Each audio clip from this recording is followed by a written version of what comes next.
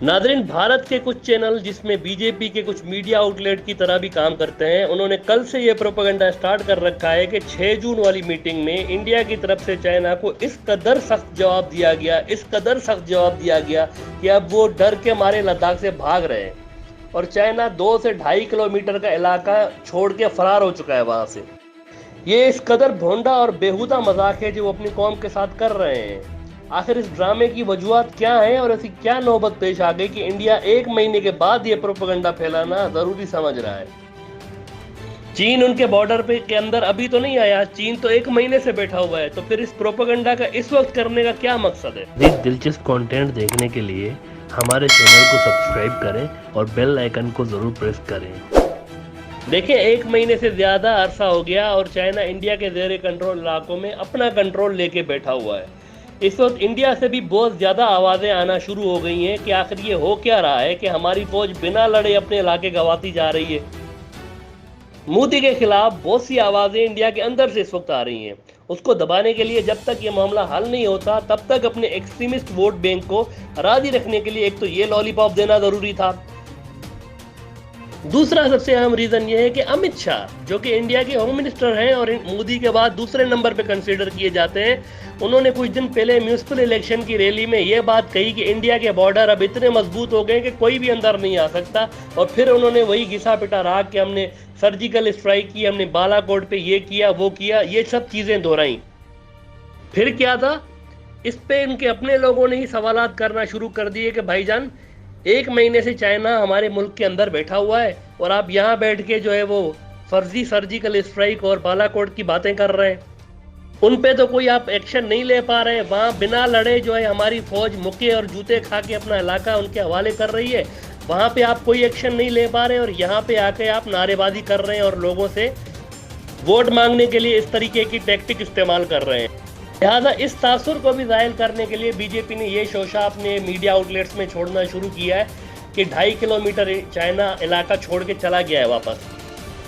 इसके अलावा ये भी इतलात आ रही है कि पाकिस्तान भी लद्दाख में एक बार फिर कारगिल का महाज खोलने जा रहा है, जिसको काउंटर करना इंडिया के लिए निहायत ही मुश्किल है, क्योंकि चाइना ऑलरेडी लद्दाख में बैठा हुआ है और 2 फ्रंट वॉर यानी पाकिस्तान और चीन के साथ बैक वक्त जंग करना इंडिया के लिए नामुमकिन सी बात है। तो ये फेक न्यूज़ उड़ा के कि चाइना वापस जा रहा है 2.5 किलोमीटर, इंडिया पाकिस्तान को भूली करना चाह रहा है कि भाई हमारे मामला चीन से ठीक होने जा रहे हैं, अगर आप पाकिस्तान एडवेंचर करेंगे तो अकेले ही आपको ये सब फेस करना पड़ेगा, चाइना के आसरे में मत रहिएगा। लिहाजा ये जो फेक न्यूज़ आप कल से देख रहे हैं ये बड़ी केयरफुली डिज़ाइन की गई है, इसके कई मकासद हैं। ऐसा ही नहीं, सुधीर चौधरी साहब और बाकी इनके मीडिया एंकर्स ऐसा ही नहीं बात कर रहे, ये एक बड़ी सोची समझी चीज़ है जो कि वो अपनी मीडिया के जरिए शो करना चाह रहे हैं। ब्रॉडर व्यू के एपिसोड 6 में जैसा कि हमने आपको बताया था कि इंडिया इस वक्त डिप्लोमेटिक ऑप्शन पे ही काम कर रहा है, जिसमें अब उनके पास ऑप्शंस कम रह गए हैं। अनकरीब लद्दाख पर आर्टिकल 370 दोबारा लगाने की ऑफर भी चाइना को दी जाने वाली है और पाकिस्तान इस एपिसोड की रिजल्ट का इंतजार कर रहा है ताकि ऑफिशियली ये क्लियर हो जाए कि पाकिस्तान का अगला मूव, जो कि यकीनन कारगिल है, उस पर चाइना पाकिस्तान की सपोर्ट कर सके और इंडिया दोनों फ्रंट्स पर इंगेज रहे। मोदी साहब, बीजेपी और आरएसएस के लोगों की बरसों की यह ख्वाहिश थी कि पाकिस्तान से कश्मीर के महाज पे जंग हो, लिमिटेड जंग हो, और अब पाकिस्तान भी इस वक्त उनकी ये ख्वाहिश पूरी करने के करीब है। लेकिन फौजी पंडित इस वक्त मोदी साहब को मशवरा दे रहे हैं कि कुछ भी कर लें, चाइना वाला फैक्टर इसमें से निकाल दें, वरना लेने के देने पड़ जाएंगे पाकिस्तान से जंग में। इस वक्त काफ़ी देर हो चुकी है और अपने सारे अंडे ट्रंप की टोकरी में डालकर मोदी साहब इंडिया को मुकम्मल तौर पर आइसोलेट कर चुके हैं। अलबत्ता अगर इंडिया लद्दाख और कश्मीर दोनों से आर्टिकल 370 दोबारा डालता है तो फिर शायद डिप्लोमेटिक रास्ते भी खुल जाएं और मुज़ाकरात की तरफ ये तीनों मुल्क चल पड़े। हालांकि ये निहायत ही कड़वी गोली है बीजेपी और मोदी साहब के लिए, मगर हालात का तकाजा ये है कि मोदी साहब ये फैसला कर ही लें, बसूरत दीगर मामलात उनके कंट्रोल से इतने निकल जाएंगे कि वापसी मुमकिन नहीं होगी। देखें, दुनिया में बहुत से ऐसे लीडर आए जो कि हार्डलाइनर थे और अपने अपने मुल्कों में बहुत मकबूल भी थे, लेकिन इर्द गिर्द के ममालिक इस चीज़ की परवाह नहीं करते कि वहाँ दूसरे मुल्क में कौन बैठा हुआ है और क्या कर रहा है, वो अपने इंटरेस्ट को देख रहे होते हैं। ऐसे हार्डलाइनर लीडर्स ने जब लचक का मुजाहरा ना किया तो खुद तो डूबे ही, उन्होंने अपने मुल्क को भी डुबोया। अतः तारीख से हमेशा सबक सीखते रहना चाहिए। 8 लाख की फ़ौज इंडिया की कश्मीर में ऑलरेडी डिप्लॉयड है, उसको LAC और LOC पे बैक वक्त जंग करना उनके लिए तकरीबन नामुमकिन सी बात है, स्पेशली जब आपको ये भी कंफर्म हो कि चिकन नेक समेत बहुत से और भी ऐसे मकामात हैं जहाँ पे दूसरे फ्रंट्स भी खुल सकते हैं। ऐसे में इंडिया की 15 लाख की फ़ौज भी अपने बॉर्डर्स को सिक्योर करने में नाकाफ़ी होगी। बांग्लादेश वैसे ही सिटीजनशिप बिल की वजह से इंडिया से नाराज़ है और वहाँ पे चाइना अरबों डॉलर की इन्वेस्टमेंट करके बैठा हुआ है। हत्ता कि भूटान भी इंडिया के हाथ से खिसक रहा है, जबकि नेपाल अपना नया नक्शा अपनी असेंबली से कुछ ही दिनों में मंजूर कराने वाला है, जिसमें इंडिया के कई इलाके उसने अपने हिस्से शो करके रखे हुए हैं। अजब नहीं होगा कि अगर पाकिस्तान और चाइना के साथ इंडिया की लड़ाई होती है तो नेपाल भी उससे फ़ायदा उठा के वो भी अपने फौजी उन इलाकों में भेज के उस पर कंट्रोल कर ले। यानी इस वक्त मोदी साहब के अकल से पैदल पॉलिसियों ने इंडिया को हर फ्रंट पे मुकम्मल तौर पर नाकाम किया हुआ है। याद रखें कि नेपाल की आर्मी की एक रेजिमेंट जिसको गोरखा रेजिमेंट कहा जाता है, वो इंडिया की आर्मी में जम होके लड़ती रही है हमेशा, अभी भी वो वहाँ पे इंडिया की आर्मी में ही लड़ रही है। गोरखा रेजिमेंट की बगावत भी ऑन द कार्ड्स है। ये एक अलग सी चीज़ है कि जब आप जंग लड़ रहे हैं इतने सारे फ्रंट्स पे और आपके फ़ौज के अंदर ही बगावत स्टार्ट हो जाए। मोदी साहब ने अपनी एक्सट्रीमिस्ट पॉलिसियों की वजह से इंडिया को तबाह करने में कोई कसर नहीं छोड़ के रखी, लिहाजा हालात अभी भी जूं के तूं कशीदा हैं और मामला सही होने की बजाय और भी ज़्यादा ख़राबी की तरफ जा रहे हैं। देखिए, मोदी साहब के पास एक बड़ा अच्छा ऑप्शन था जो कि वो कब का लूज़ कर चुके हैं, जो वो था अफ़गानिस्तान का फैक्टर। पहले ये होता था कि पाकिस्तान को ब्लैकमेल करने के लिए अफ़गानिस्तान के रास्ते से मिलिटेंट्स इंसर्जेंट्स घुसा के पाकिस्तान ले आते थे, यहाँ पे कार्रवाई करके उनको वापस अफ़गानिस्तान ले जाते। लेकिन अब अफ़गानिस्तान की जंग में भी मुकम्मल तौर पर इंडिया आउट हो चुका है और उसका कोई भी रिलेवेंस ही नहीं है। उसकी अरबों डॉलर की वहाँ पे जो इन्वेस्टमेंट उसने कर रखी थी वो भी गई तेल में। सीपैक को काउंटर करने के लिए और एक नया ब्लॉक बनाने के लिए चाबहार के पोर्ट पे उन्होंने इतनी बड़ी इन्वेस्टमेंट की, वो भी उनकी डूब गई। ईरान अलग से नाराज़ होकर बैठा हुआ है कि भाई इतने साल से आप लोग ऑपरेशनल नहीं कर सके इस पोर्ट को।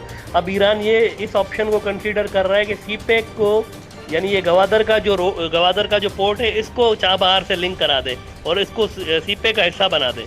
जनरल बाजवा और DGIS दोनों अफगानिस्तान गए हैं। उन्होंने अशरफ गनी से भी मुलाकात की है और अब्दुल्ला से भी मुलाकात की है। उससे पहले उनके अफगानिस्तान में जो अफगान तालिबान है उनके धड़ों से भी इनडायरेक्टली राब्ते और डायरेक्टली चलते रहते हैं।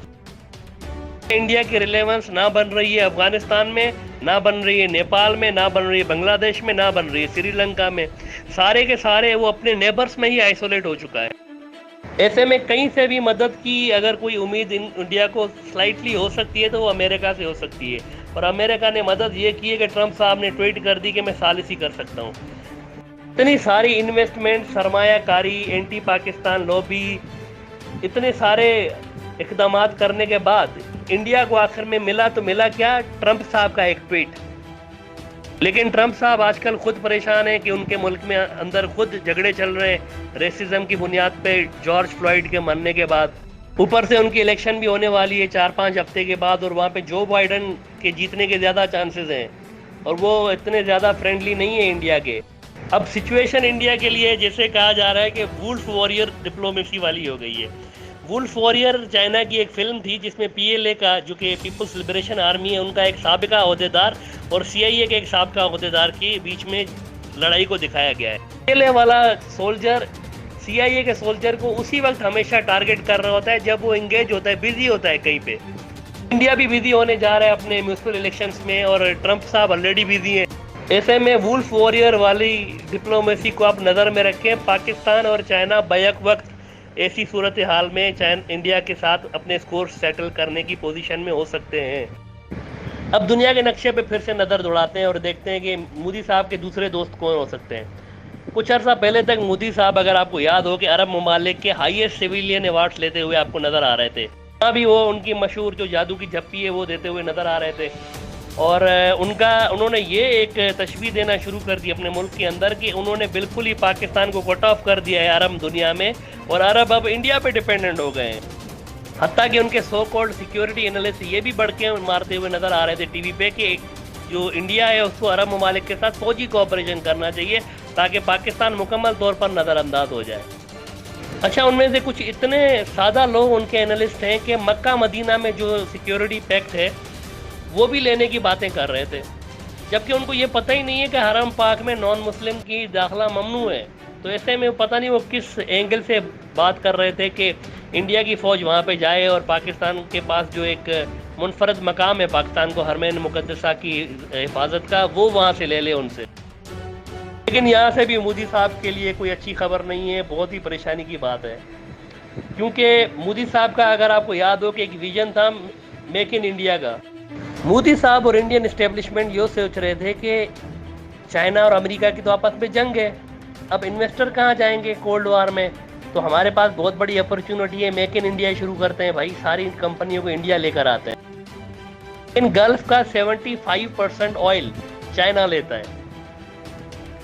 अब मेक इन इंडिया करने के लिए या चाइना के ऊपर आने के लिए गल्फ कंट्रीज के नज़दीक इंडिया को वो 75% ऑयल खरीदना पड़ेगा। इतना ऑयल खरीदने के लिए इतने ऑयल की डिमांड होना ज़रूरी है, वरना आप ऑयल ख़रीद करके करेंगे कहाँ। चाइना के पास तो सारी दुनिया की मैन्युफैक्चरिंग हो रही है, दुनिया के हर घर में तकरीबन उनकी प्रोडक्ट है, इसलिए उनको तो ऑयल की डिमांड है और वो ले रहे हैं। इंडिया में तो कुछ ऐसा बन ही नहीं रहा, तो फिर इतना ऑयल वो लेंगे कैसे? अगर ले भी लिया तो करेंगे क्या इतने ऑयल का? इसका मतलब है कि अरब ममालिक के इंटरेस्ट तो जुड़ रहे हैं चाइना के साथ। उसके अलावा जो सऊदी का विजन 2030 है वो भी जुड़ता है सीपेक के साथ, यानी वन बेल्ट वन रोड के साथ। One belt one road complete होगा तब जाके उस पर सऊदी अरब काम कर सकता है अपने विजन 2030 पे। इसका मतलब है अगर चाइना इंडिया के कहने में वन बेल्ट वन रोड के खिलाफ साजिशें भी करता है तो मज़ीद दूर होता जाएगा अरब कंट्रीज से, क्योंकि अरब कंट्रीज़ के भी स्ट्रेटेजिक इंटरेस्ट जो है वो चाइना के साथ जुड़ते जा रहे हैं। हाल ही में यूएई ने अपने 5G का ठेका दिया हुआ है हवाई को, और याद रहे कि हवाई को वाशिंगटन में बैन किया गया है, ये चाइनीज़ कंपनी है। यानी कि गल्फ में भी टाई टाई फिश हो गया, और वो सारे सिविलियन अवार्ड मोदी साहब अपने घर में शोकेस में सजा के रखेंगे, और अपने होने वाले बच्चों को और अपने ग्रैंड चिल्ड्रन जब अगर उनके होंगे उनको दिखाएंगे कि किसी ज़माने में मुझे ये मिले थे। मतलब शॉर्ट टर्म एजेंडों के पीछे चलते चलते इंडिया इस वक्त मुकम्मल तौर पर बंद गली में दाखिल हो चुका है और उनके पास कोई ऑप्शंस रहे नहीं हैं। हत्ता कि अरब मुल्कों में सिचुएशन ये है कि वहाँ से जो एक्सट्रीमिस्ट हिंदू हैं जो कि इस्लाम के ख़िलाफ़ कमेंट्स सोशल मीडिया पे कर रहे हैं, उनको पकड़ पकड़ कर वापस भेजा जा रहा है। पहले ये ट्रेंड नहीं था, अभी रिसेंटली स्टार्ट हुआ है। और अरब ममालिक में भी इंडिया का एक सेक्युलर कंट्री वाला जो फेस था वो ख़त्म हो चुका है, और अब इंडिया एक एक्सट्रीमिस्ट कंट्री के तौर पे जाना जाता है। सबको पता है कि इंडिया ने बाबरी मस्जिद तोड़कर वहाँ पे राम मंदिर बना दिया। उसके अलावा वो मोहम्मद बिन कासिम को और अरब हीरोज़ को गालियाँ देते रहते हैं, वो एक अलग रोला है।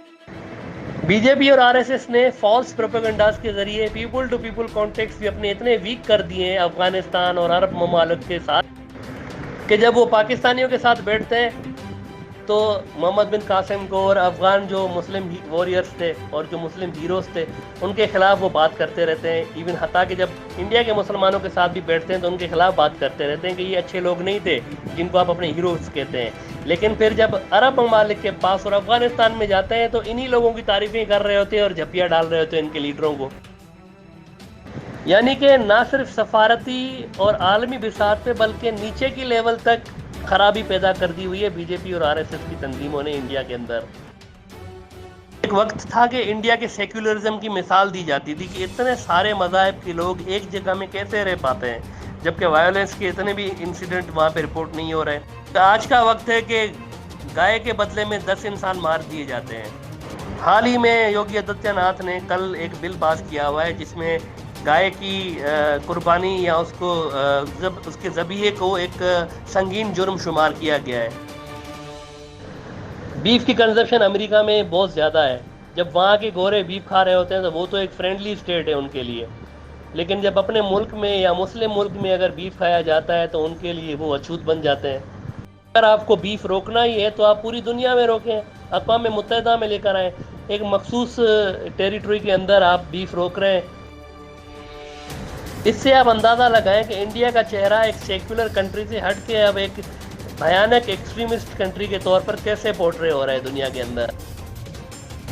2013 में जो ये एक्सट्रीमिज़म का सफ़र इंडिया ने शुरू किया था वो बुरे तरीके से इसको इम्पेक्ट करने जा रहा है। एक तरफ बॉर्डर पे फ़ौजें खड़ी हुई हैं, तो दूसरी तरफ मुल्क के अंदर अफरा तफरी और अनारकी फैली हुई है। नाज़रीन, मुल्क के मसाइल तब हाईलाइट होते हैं जब उनके मीडिया आज़ाद होते हैं। मीडिया मुआशरे की आँख और कान होते हैं, लेकिन जब उन आँखों और कानों को ही एक मखसूस नज़रिए से दिखाने की इजाज़त हो तो आप सोचें ऐसे मुआशरे का क्या बनेगा फिर। हालात ये हो गए कि बीजेपी और आरएसएस के खिलाफ बात करने को एंटी नेशनल कहा जा रहा है, यानी नेशनलिज्म की जो डेफिनेशन है वो बीजेपी से वफादारी हो गई है। अगर आप मोदी साहब के वफादार हैं तो आप नेशनल हैं, वरना आप एंटी नेशनल हैं। वो दो कौमी नजरिया जिसको कांग्रेस की हुकूमतें मुकम्मल तौर पर रद्द करके दफन कर चुकी थी इंडिया में, उसको मोदी साहब ने दोबारा जिंदा किया हुआ है अपने ही लोगों के ऊपर।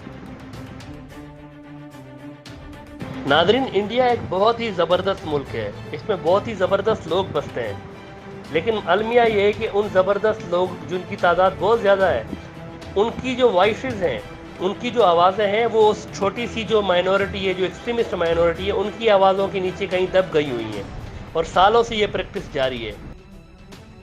इंडिया के एक्सट्रीमिस्ट लोगों को भी ये समझना पड़ेगा कि पड़ोसी चेंज नहीं होते, आपने कैसे भी करके उनके साथ निभाना पड़ता है। कभी कभी आपने झुकना होता है, कभी कभी सामने वाले को झुकाना होता है, लेकिन वो सब डायलॉग्स के साथ होता है और डिप्लोमेसी के साथ होता है, एक्सट्रीमिज्म के साथ नहीं होता। 3 न्यूक्लियर पावर जिनकी सरहदें आपस में मिल रही हैं, ये अपने तनाज़ात लड़ झगड़ कर मारपीट के साथ हल नहीं कर सकते। ये दुनिया के लिए तबाहकुन होगा।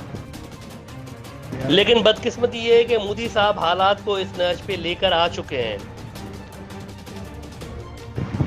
अब सारी रिस्पॉन्सिबिलिटी इंडिया के उन संजीदा लोगों के ऊपर आ रही है कि इस मैस को वो साफ करें जो मोदी साहब, बीजेपी और आरएसएस ने क्रिएट किया हुआ है। आप देख रहे थे ब्रॉडर व्यू, और मज़ीद हक़ाइक़ जानने के लिए हमारा पेज सब्सक्राइब करें और ब्लैंक पेज को देखते रहें।